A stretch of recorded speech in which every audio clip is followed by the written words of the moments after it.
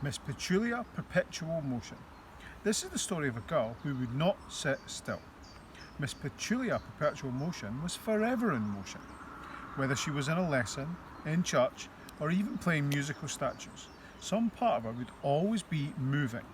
It might be her foot, or her arm, or even her entire body. It would start with a little wiggle, then become a waggle, before turning into a jiggle and progressing to a joggle.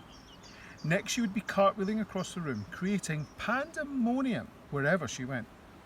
Petulia was even in motion as she slept. Sometimes the other girls at our posh boarding school, Modesty Place, would hear a noise in the dead of night. They would peek out from under their bed covers and see Petulia ballet dancing across the dormitory with her eyes closed. One day, Petulia's rather grand headmistress announced that the girls of Modesty Place were to go on an awfully special trip. "Quiet, girls," ordered the lady as she stood on stage at assembly. Miss Prigg's grey hair was styled a magnificent bouffant hairdo, and a pair of half-moon spectacles hung from her neck on a gold chain. If she was about to tell someone off, which was often, the spectacles would be lifted up to her eyes so she could stare her victim down and give them the willies. "Now, girls, we're going to take a school trip to somewhere I, your beloved headmistress, have chosen myself. We are going to visit my favourite porcelain museum. Needless to say, I expect you to be on your absolute best behaviour. I don't want any mishaps." Suddenly, all eyes were on Petulia. "Oh no," thought the good girl sitting in the front row. "Oh yes," thought the bad girl sitting in the back row. To make matters worse or better, depending on whether you were good or bad, Petulia was bouncing up and down on her seat like it was a space hopper. Boing, boing, boing. "Porcelain has long been a personal passion of mine," continued the headmistress, who loved making lengthy speeches. "Now I, your beloved headmistress, want to share that passion with you. The museum is the best in Europe. Every single piece on display is a priceless antique. There shall be no accidents. Do I make myself clear?" There was a faint murmur from the pupils. "I said, do I make myself clear?" she bellowed. "Yes, headmistress," claimed the girls in unison. "Excellent. Now, Miss Petulia Perpetual Motion, I need to see you in my study right away." The girl glowed as red as a tomato driving a fire engine. What had she done wrong now? Surely the time when she accidentally spun backwards into the science block had been put behind her. Yes, the experiment taking place that day went badly wrong. Yes, there was still a huge hole in the floor where the acid burned through it, but Petulia swore it was an accident. Yes, her triple jump on sports day became an octuple jump, taking in 8 different moves, and resulted in Petulia karate kicking the local mayor, sending him tumbling off the winner's podium. But again, the girl insisted it was an accident. And yes, of course, who could forget the time at the school Christmas Carol concert where Petulia couldn't stand still in church, cartwheeled up the aisle, and sent the vicar flying headfirst into the choir. But these were all accidents. It wasn't her fault she couldn't sit still. Petulia even had a note from her mother to prove it. "To whom it may concern, my darling daughter, Miss Petulia Perpetual Motion, cannot stay still for more than a second. It is not her fault, so she must not be punished in any way if she causes damage to property, buildings, people or animals. Please take great care of my darling daughter. Yours truthfully, Petulia's mother." With some trepidation, the girl knocked on the door of the headmistress' study. "Come," barked the headmistress from inside. Petulia's hand did not stop knocking. "I said come," came an angry sounding voice. Still, Petulia couldn't stop her hand from knocking. "Oh, for goodness sake," roared the headmistress. Miss Prigg yanked open the door and Petulia knocked on the lady. She banged on her nose. Boink! Ow! "Sorry, Miss Prigg," replied the girl with a hint of a smile. It was amusing to see the lady fuming. "Come into my study this instant," ordered the headmistress. Petulia forward rolled into the room, which Miss Prigg always kept spotless. In fact, an old cleaner was there at that moment, busily polishing some school trophies on a table. "You, out!" ordered the headmistress. Miss Prigg was cut to anyone she considered below her. The cleaner picked up her dusters and shuffled towards the door. "Quickly!" shouted Miss Prigg, and the poor old dear picked up her pace until at last she disappeared. Now, take a seat, Miss Petulia Perpetual Motion, said the headmistress. Petulia did just that. She took a seat and danced around the study with it. I meant sit down, barked Miss Prig. The girl whisked and whirled the chair to the floor and slowly lowered herself onto it. As soon as her bottom touched the floor, she felt an overwhelming urge to bounce up and down on it, so she did. Be still, demanded Miss Prig. But Petulia continued to bounce up and down, the chair squeaking along rhythmically with her bounces. Now, needless to say, I want you on your absolute best behaviour during the school trip. Of course, Miss Prig, as if I would be anything else. The headmistress was not convinced. She lifted her half-moon spectacles to her eyes and studied the girl. The truth is, you have left a trail of destruction behind you wherever you have been at Modesty Place, which is the finest girls' boarding school in the country. I hardly need remind you of the incident in the school dining hall yesterday lunchtime. You began by juggling huge bowls of trifle.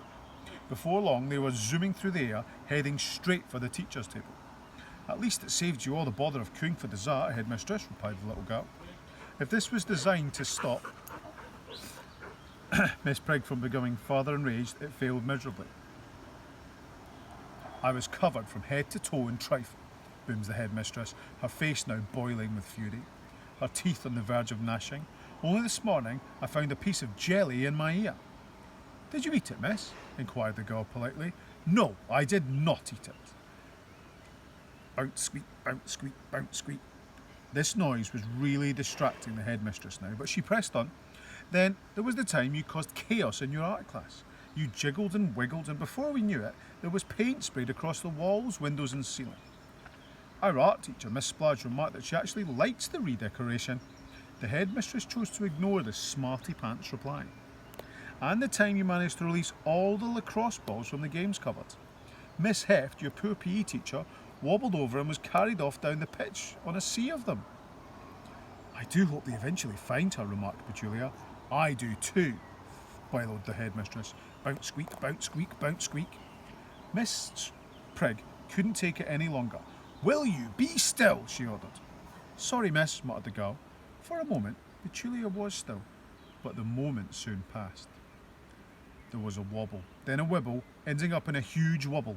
The girl performed a dive roll onto the floor before finishing her acrobatics display with a handstand. Now, Miss Perpetual Motion, purred Miss Prig, with a new hint of menace in her voice, I need this trip to the Porcelain Museum to pass without incident, or Modesty Place, founded 1,000 years ago by a nun no less, could become a laughing stock.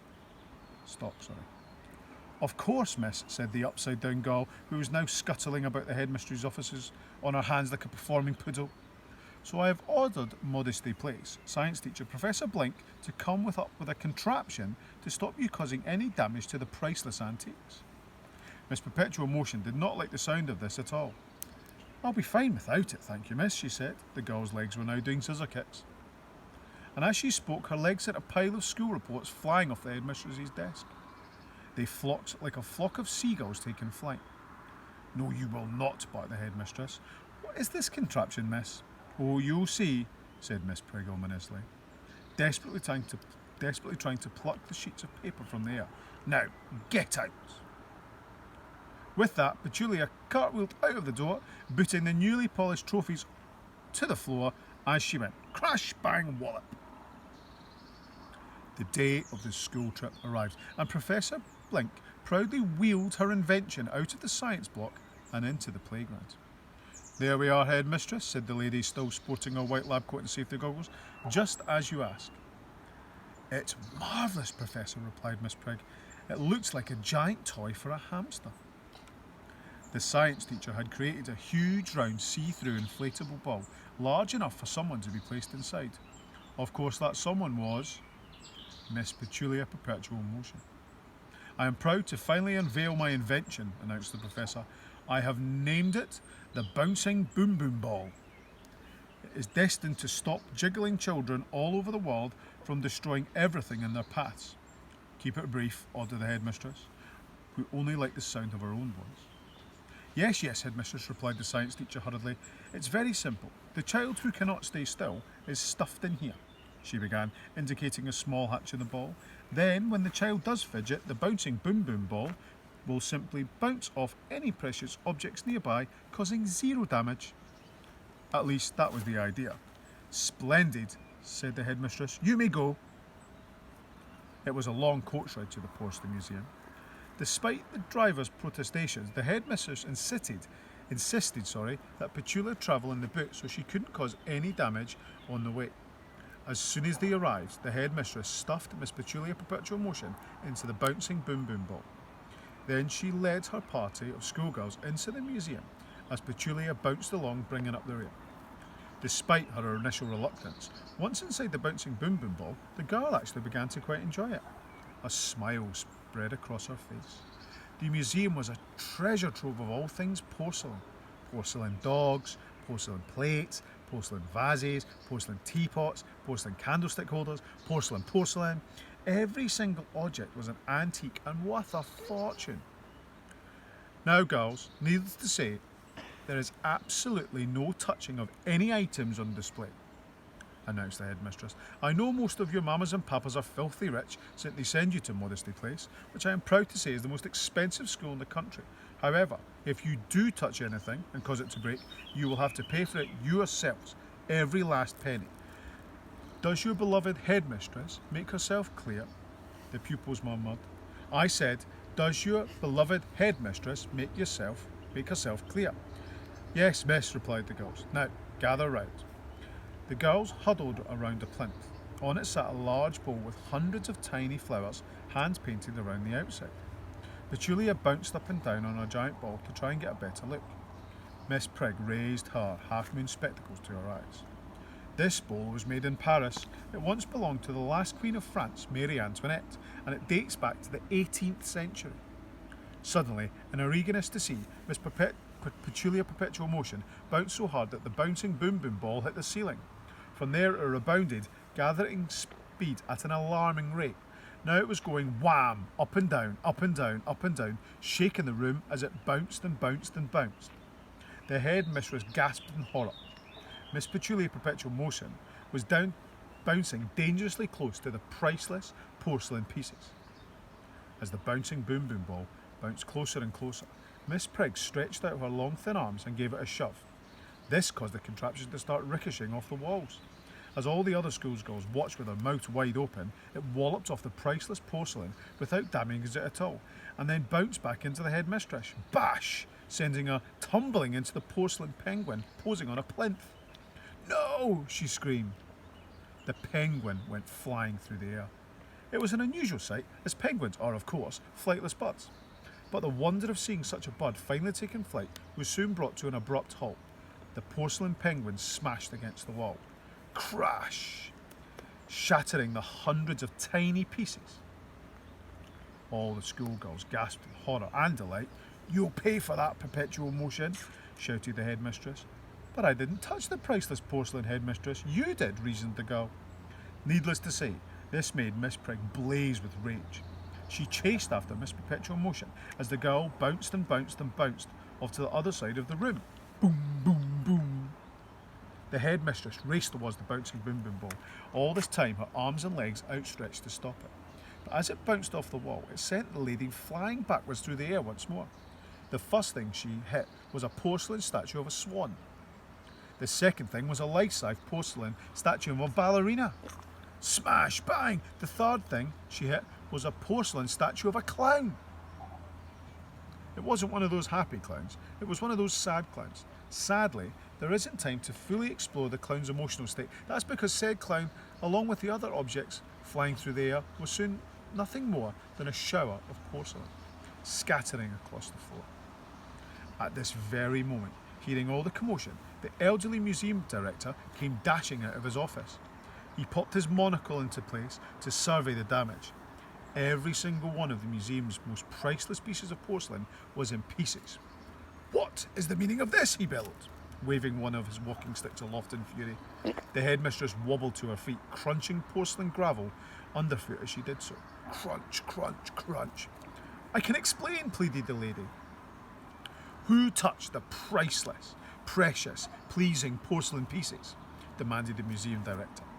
Well, The headmistress glanced over at Miss Petulia Perpetual Motion, who, to her surprise, was now bouncing only very gently in a plastic ball. Well, technically it was me, but no buts, shouted the museum director. Lady, you will pay for every last piece. No, screamed the headmistress. The girl, who couldn't keep still, smirked. The museum's bill came to many millions.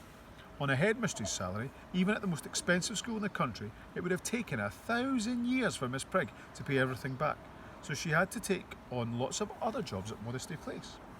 Despite being a very grand woman, the headmistress now had to be up at dawn every morning with a mop and a bucket cleaning the school corridors. At lunchtime she'd be dishing out soup in the dining hall, and after schools most days, Miss Prigg could be seen up a ladder clearing wet leaves and dead pigeons from the guttering. And if there was one person guaranteed to kick over the mistress's bucket, send the soup flying through the air, and trip over her ladder, it was, of course, Miss Petula Perpetual Motion. Some years later, it was Petulia's very last day at Modesty Place. She was 18 years old now, and ready to somersault off into the world. That morning, the headmistress, who had been up since dawn and blocking the toilets, said she had been called to the library to clear up some vomit after the librarian had came down with food poisoning. As Miss Prigg angrily plonked down her mop and bucket, she spotted her nemesis, Petulia, sitting in the corner of the library reading a book. The strange thing was that the girl was sitting perfectly motionless. Miss Prigg had hid behind some shelves of the books and spied on her most hated pupil. Apart from turning a page every couple of minutes, Miss Petulia Perpetual Motion did not move a muscle. After an hour of snooping, the headmistress leaped out from behind the shelves. "Aha!" exclaims the lady. "Gotcha!" "Shh!" shushed Petulia, her eyes indicating a sign on the wall of the library that said silence. But, the headmistress couldn't contain herself. "You can sit still if you want to." "Yes, I can," replied the girl, "and I have always been able to." "But what about the letter from your mother?" "Oh, that silly old thing, I wrote it myself." 100 years of detention, bellowed Miss Prigg. "I'd love to, I really would, but today's my very last day at Modesty Place, and for old time's sake, I am going to cartwheel out. Farewell, headmistress." With that, Miss Petulia Perpetual Motion leaped onto her hands and spun out of the library, sending every single book flying through the air. Thud, thud, thud went the books. The headmistress was in the library until midnight, picking up all the books and putting them back on the shelves. Then she still had to mop up the vomit. So you know now, Miss Petulia Perpetual Motion really was one of the world's children, wonderfully so. One of the world's worst children, wonderfully so. Hope you enjoyed that. As you all know, I love alliteration, so that was a great story for me. Keep safe, be active, have a great weekend, guys. All the best. Bye bye.